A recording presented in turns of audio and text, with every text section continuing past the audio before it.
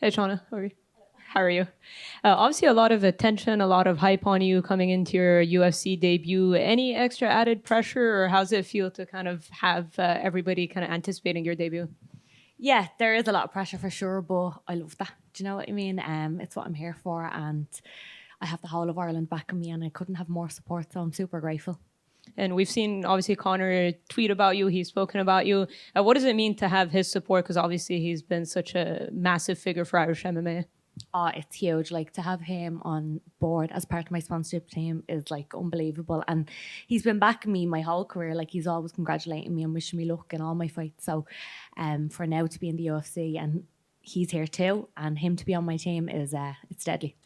And I know you're 5-0 as a pro, but you have an extensive kickboxing background. You've had a lot of amateur fights. I want to go back though. What gave you the decision to kind of transition to MMA?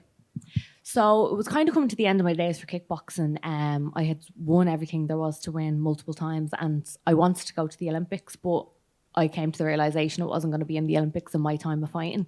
So I transitioned to Taekwondo for a short period of time to try and go to the Olympics and that, but it didn't really suit me. I missed punching and it just wasn't for me. And then I fell into jiu-jitsu, and soon after I fell into MMA and I fell in love with it, and here I am now.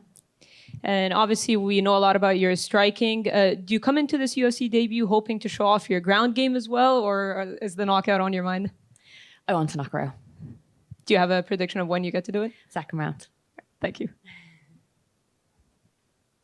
Shauna, there's a real surge in Irish MMA at the moment. Obviously, previously, Conor was like one man kind of flying the flag, it felt like, or doing it to a certain level.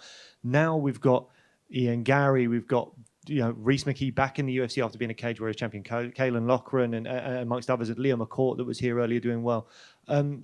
Does that make this whole goal just feel kind of, did it give you more self-belief that you're seeing your countrymen and women doing so well?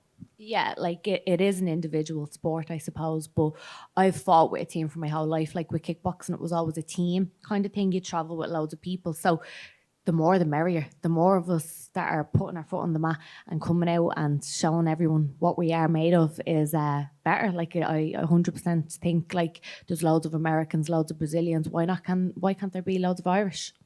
And we've also spoken to fighters previously about the nerves that set in making that UFC walk for the first time, hearing Bruce Buffer say their name, and they say they weren't planning on, they didn't think they were going to be nervous, but it all felt different. Have you put anything in place in this camp to try and potentially combat any feelings of potentially being slightly overwhelmed when it gets to fight night and you've got the bright lights, the O2 and Bruce Buffer and all those kind of things?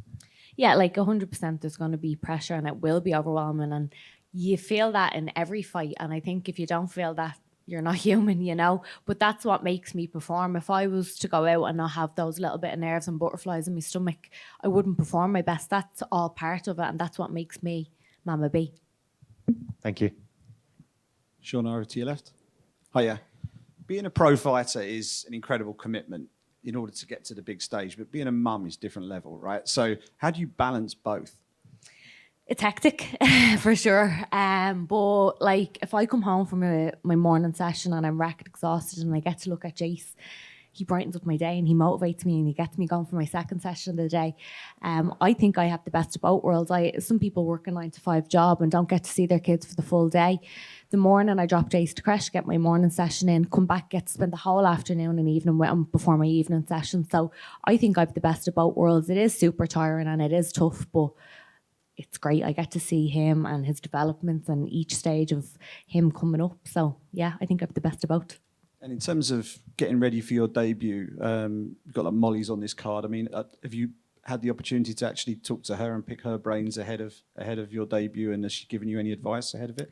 Yeah, of course. Like I train with Molly over a year now. I go over to her and she comes over to me. So I don't even need to ask her. It's like she knows what's on my mind. She's like reassuring me the whole week. She's letting me know things that I didn't know. She's like, your food's here, this is there. Do you know, because she's been here so long. So she knows the ins and outs of everything. And to have her there to reassure me is just amazing.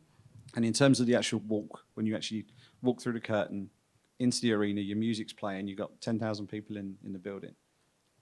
how's your mindset going to be? Are you going to try and embrace everything, or is it sort of tunnel vision? No, that's my favourite part. Like, I hate the warm-up area. That's what I hate, the wait. And when I walk and my song comes on, that's go time. This is what I love, you know? And then when I step into the cage, that's the best part. Brilliant. Thanks very much. Thank you.